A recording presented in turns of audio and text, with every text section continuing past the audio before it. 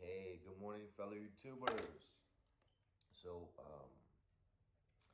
it's Saturday morning. I got my Starbucks. I'm about to go for a ride. But I wanted to do two things real quick. I wanted to show off how I got this from. Whenever I make these videos, he realizes I'm not going to give him any attention for the next 5 minutes, and he gets a little bit aggravated. But just kind of wanted to show this off. So there's a funny story right here, okay? So there's one of two ways of doing it. They just kind of give you the name tag of your name at first, and then they choose a name for you, like a handle or a nickname. And then this tag would come off. That would happen when I become a member, and then we put it right here in place of my actual name.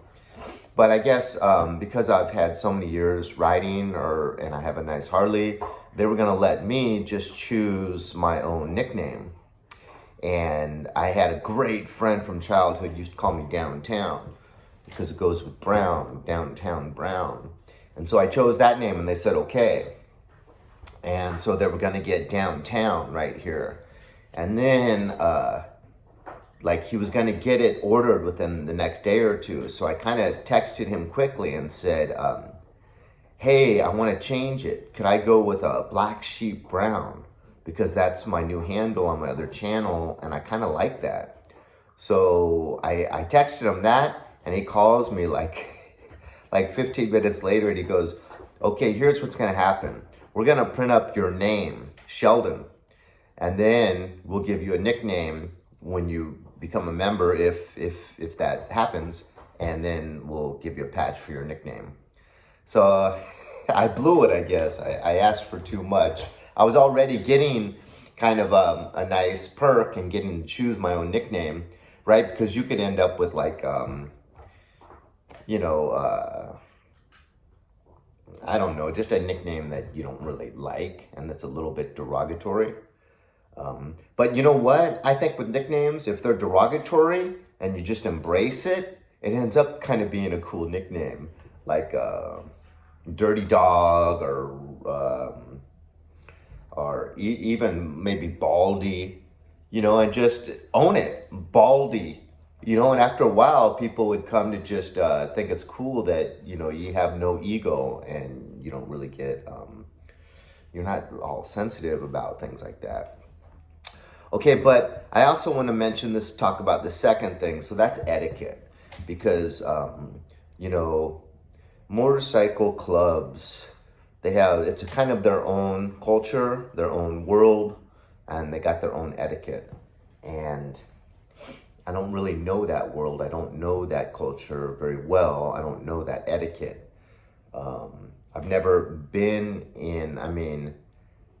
I've been in groups of people, but I'm always kind of seeing myself as an individual. So even if I belong to a group, I see myself on the periphery because I don't like really subscribing to groupthink, or even having to kind of mold myself with anything, dress, thoughts,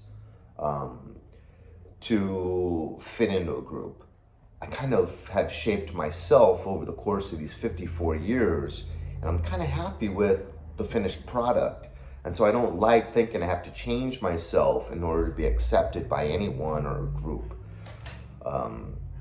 But I gotta learn this etiquette a little bit better, because like one thing I saw someone say is, never ask like, what does this patch mean? Or what does this patch mean? Or what is that tattoo about? Or, when you walk up to a club member, because, that's personal stuff, and it's a little bit rude, really, asking stuff like that.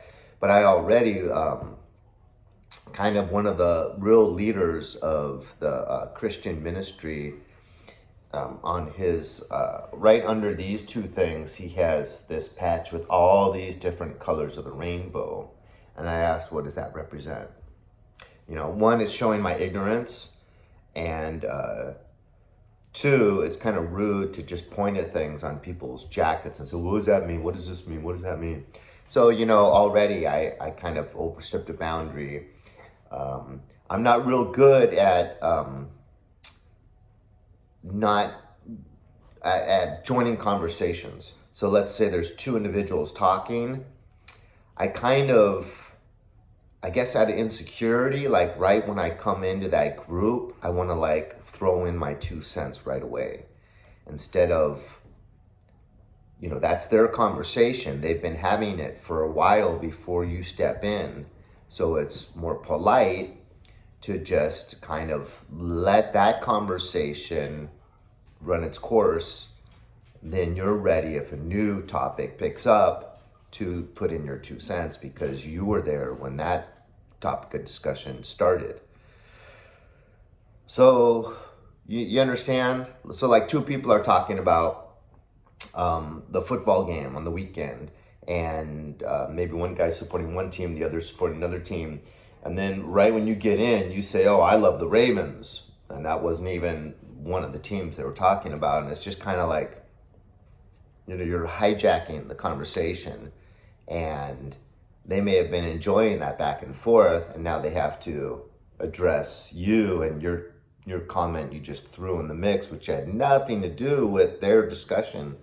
So it makes sense, but I gotta kind of study up on this and basically just try to be a little bit more introverted, because I like kind of being loud, not really loud, but just kind of interactive and outward.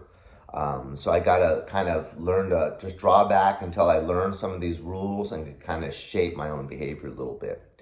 So what do you guys think about leaving this on?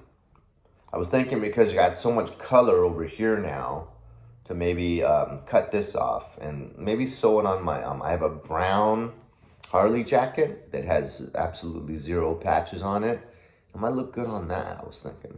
So anyways, already I've gone much longer than I wanted to, but motorcycle etiquette, I gotta educate myself on that. Motorcycle club etiquette, because I'm gonna be around some of these individuals where if you cross one of these boundaries, immediately you expose yourself as someone that's completely ignorant to that subculture.